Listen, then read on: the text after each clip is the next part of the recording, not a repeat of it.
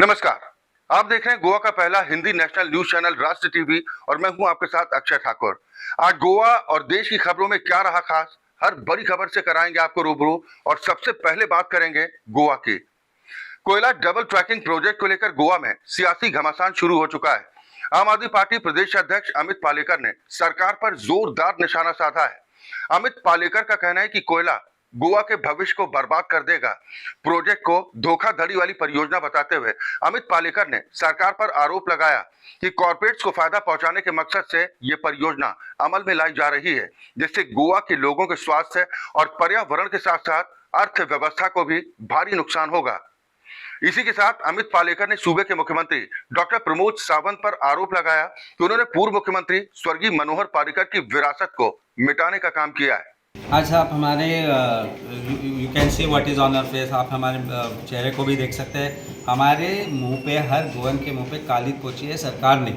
आज मैं ये कहना चाहूँगा कि सरकार हमेशा कहती थी, पर्रिकर जी ने बहुत टाइम पहले कहा था कि वो जब यहाँ के मुख्यमंत्री थे तब उन्होंने कहा था कि गोवा में डबल ट्रैकिंग नहीं होगी, नहीं होनी चाहिए और हम उसका पूरी तरह से विरोध करेंगे।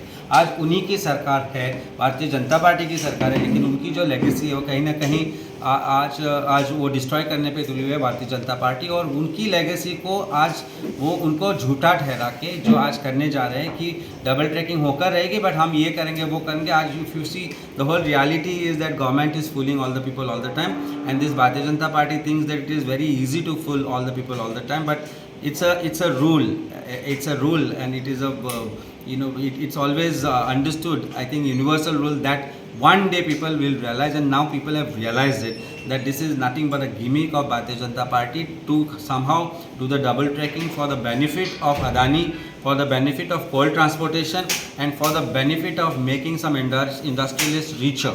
वहीं कोयला डबल ट्रैकिंग प्रोजेक्ट को लेकर गोवा में मचे सियासी घमासान के बीच रेलवे डिपार्टमेंट बैकफुट पर है। दरअसल टूरिज्म और विकास को लेकर तैयार होने वाली इस योजना पर रेलवे ऑफिशियल्स की ओर से एक ट्वीट किया गया था, जिसमें यह कहा गया था कि डबल ट्रैकिंग का इस्तेमाल कोयले के लिए भी किया जाएगा, जिस पर विपक्षी दलों की तरफ से केंद्र और राज्य सरकार की दोहरी नीति पर सवाल उठाए गए थे। आरोप लगाए जा रहे थे कि केंद्र सरकार और राज्य सरकार के बीच कोई तालमेल नहीं है और इस परियोजना का मकसद कॉर्पोरेट्स को फायदा पहुंचाना है, जिसको लेकर गोवा कांग्रेस की ओर से मुख्य सचिव को बाकायदा एक चिट्ठी भी लिखी गई थी। इस खबर को राष्ट्र टीवी ने भी प्रमुखता के साथ उठाया था, जिसके बाद अब खबर यह है कि रेलवे ने इस ट्वीट को डिलीट कर दिया है, जिस पर सियासी बखेड़ा खड़ा हो चुका है। हाल ही में गोवा कैबिनेट में शामिल हुए मंत्री दिगंबर कामत ने अपना कार्यभार संभाल लिया है। उन्हें गोवा के डॉक्टर प्रमोद सावंत की सरकार में पीडब्ल्यूडी, लीगल मेट्रोलॉजी और कैप्टन ऑफ पोर्ट विभाग का जिम्मा सौंपा गया है। हालांकि दिगंबर कामत के सामने कई चुनौतियां हैं। खासतौर पर पीडब्ल्यूडी मिनिस्टर के तौर पर उन्हें जनता की उम्मीदों पर खरा उतरना होगा, क्योंकि पणजी से लेकर मरगांव तक सड़कों की हालत बेहद खस्ता है। आए दिन बढ़ते सड़क हादसे लोगों के लिए चिंता का सबब बनते जा रहे हैं, जिससे लोगों में भारी नाराजगी भी देखने को मिलती है। हालांकि दिगंबर कामत ने भरोसा दिलाया कि जनता की भलाई के लिए मैं हर काम करूंगा।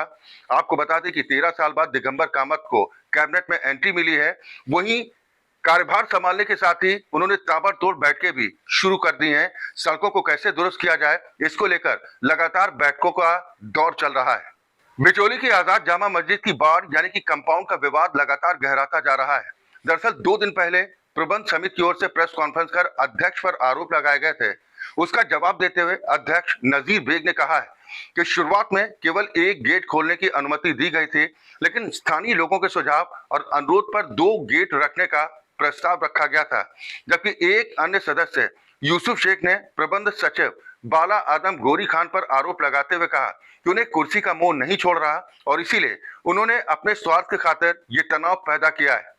उनका यह भी कहना है कि बाढ़ में जो 4.5 मीटर का गेट है वो ठीक से नहीं लगाया गया, जिसकी वजह से ये गेट नमाज पढ़ते समय बाधा उत्पन्न करता है और यदि कोई आपात स्थिति आती है तो ये गेट पर्याप्त नहीं है, कभी भी हादसे का खतरा बना रहता है।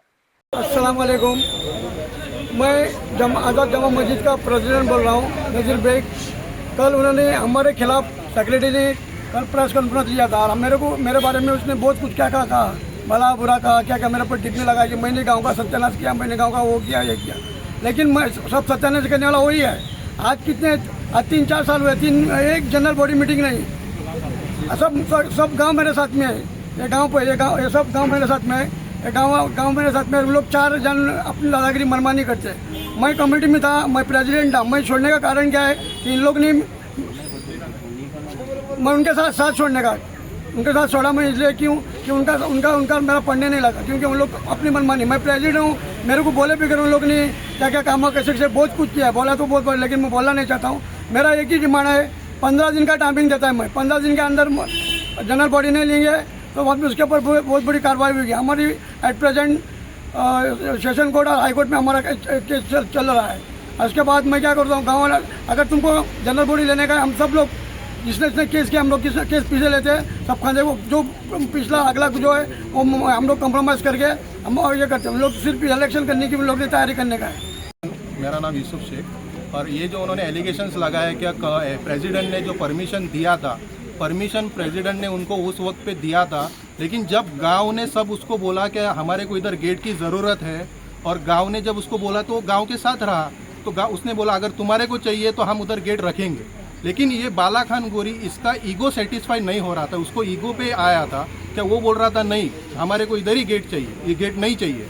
जब गांव का मसला है और सिक्योरिटी पर्पज़ है, अगर हमारे को एक ही गेट, इतने लोग यहाँ पे ये बिचोलिन की ये सेंटर मस्जिद है, सब लोग यहाँ पे नमाज के लिए आते हैं, तो एक गेट से सबको बाहर आने जाने में बहुत दिक्कत होती है, तो एक इमरजेंसी गेट हमारे को चाहिए। और ये गेट पहले भी थी, ये नई नहीं है कि हम उसको डिमांड कर रहे हैं कि अभी हमारे को तो बांध के दे। ये हमारी ऑलरेडी पहले से एग्जिस्टिंग गेट थी, ये ब्यूटिफिकेशन की वजह से ये न्यू कंपाउंड जो म्यूनसिपैलिटी ने बांधा था, तो उसको वो बोल रहा है पूरा पैक करो। और उसने कमेटी मेंबर को किसी को भी उसने कॉन्फिडेंस में नहीं लिया है, उसने किसी को मीटिंग नहीं बुलाया है। और अगर जो हमारा ये कुछ कंपाउंड के रिलेटेड इशू है, मस्जिद का जो प्रॉपर्टी है, तो इसमें पूरे गांव को जनरल बॉडी मीटिंग बुला के उसके ऊपर डिसीजन होता है कि हमारे को क्या करना है, और वो अप्रूवल जनरल बॉडी मीटिंग में लिया जाता है।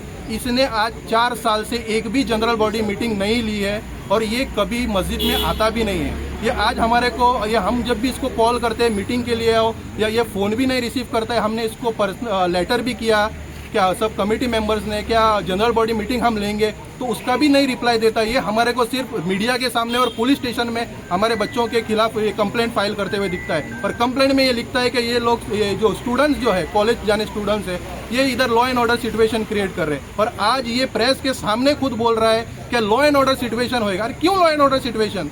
एक गेट के लिए लॉ एंड ऑर्डर सिचुएशन? इसने इस मस्जिद के अंदर इतने बड़े बड़े कांड किए, तब हम लॉ एंड सिचुएशन नहीं हुआ, तो हमने लीगल अपना रास्ता चुना, ना कि इसके साथ झगड़ा करते हुए। लीगल हमने इसका रास्ता चुनते हुए हम कोर्ट में अपील किए हुए हैं। और ये जो अभी बोल रहा है लॉ एंड ऑर्डर सिचुएशन हो रहा है, ये खुद करना चाह रहा है, ये गाँव में फूट डालना चाह रहा है, गाँव में झगड़ा लगाना चाह रहा है। इसके ऊपर कड़क कार्रवाई प्रशासन ने करने की जरूरत है। कुरचोरी निर्वाचन क्षेत्र में सीवेज ट्रीटमेंट प्लांट परियोजना का विरोध लगातार तेज होता जा रहा है। कई सामाजिक संगठनों की तरफ से इस परियोजना का विरोध किया जा रहा है।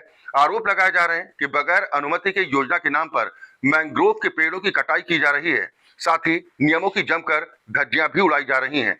कई सामाजिक कार्यकर्ताओं की ओर से राज्य के मुख्यमंत्री डॉक्टर प्रमोद सावंत से मांग की जा रही है कि इस परियोजना को स्थानांतरित किया जाए या फिर इसे रोक दिया जाए।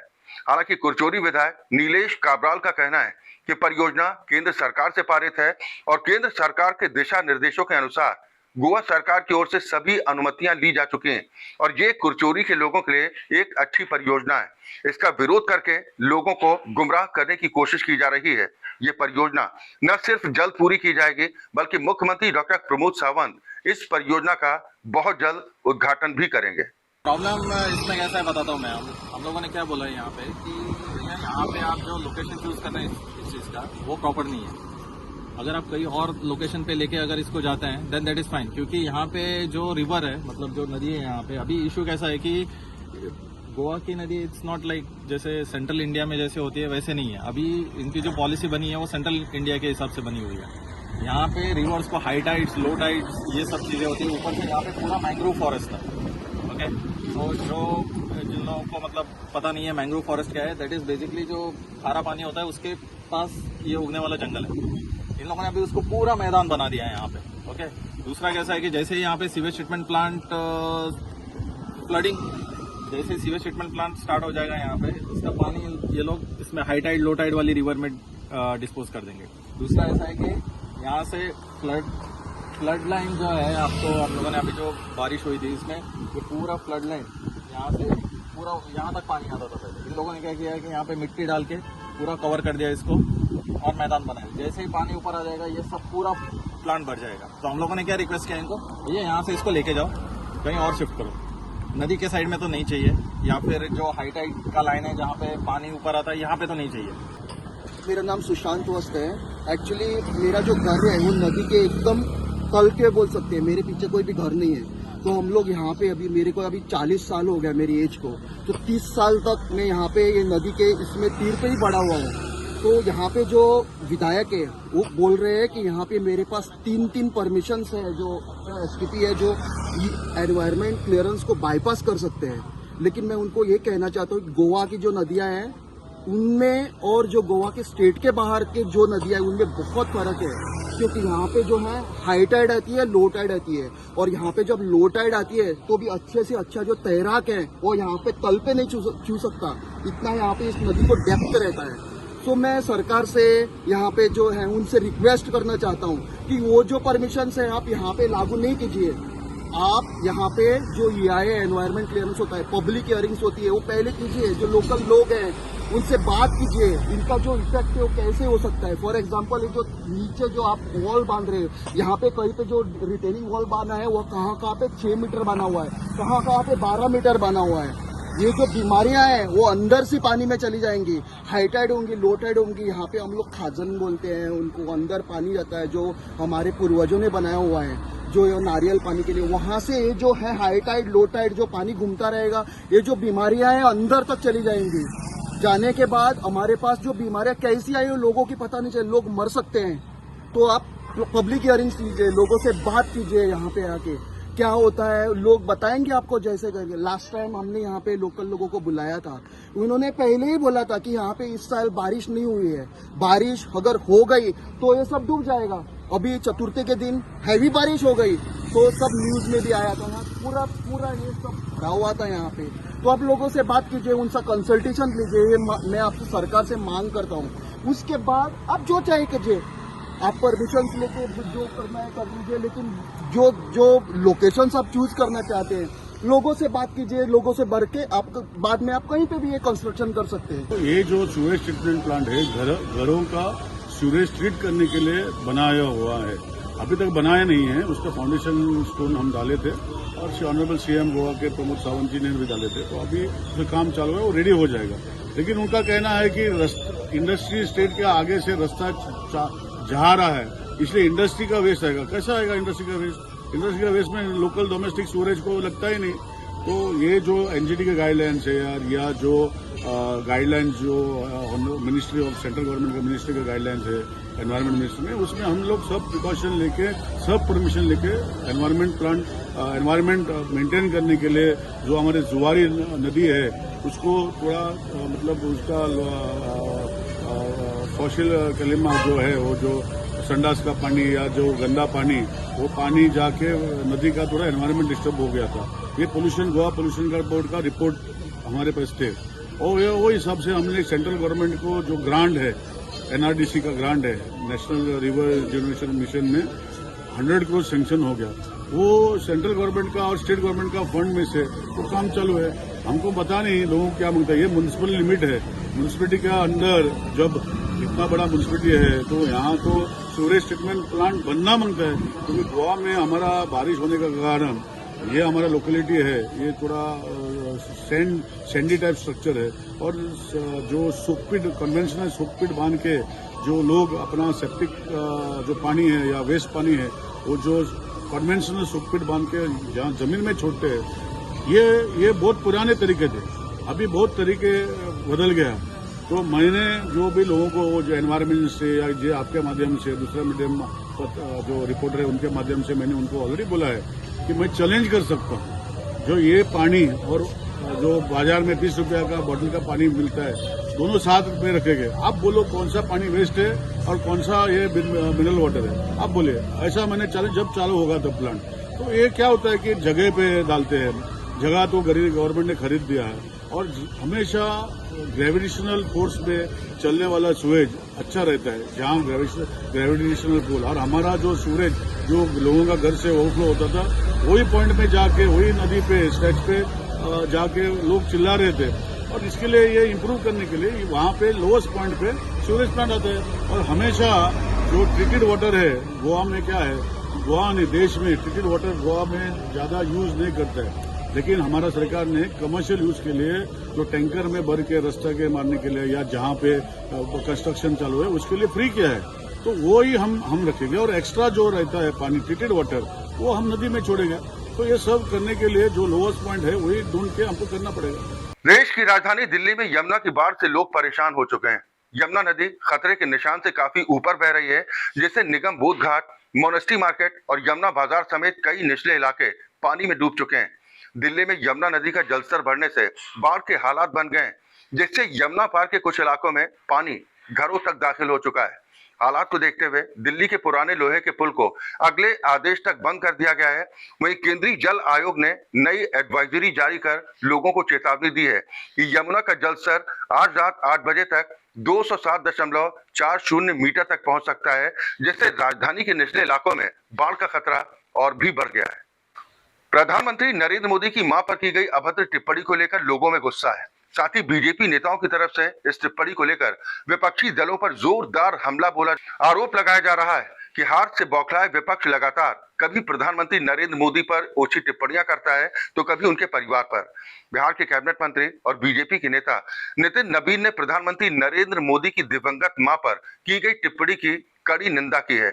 उन्होंने कहा कि बिहार के लोग इससे बेहद आहत हैं, शर्मिंदा हैं।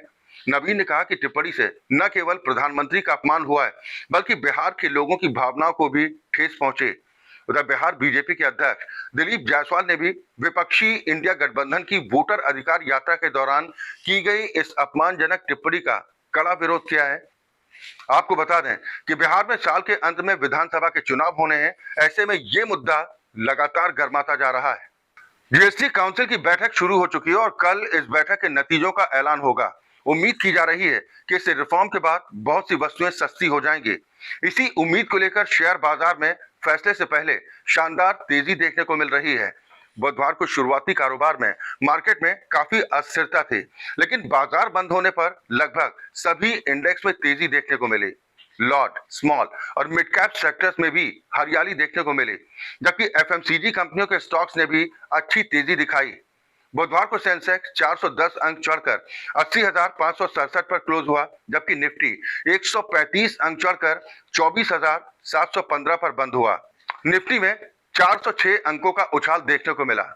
फिलहाल खास खबरों के इस बुलेटिन में अभी के लिए बस इतना ही। बाकी और खबरों के लिए आप जुड़े रहिए राष्ट्र टीवी के साथ।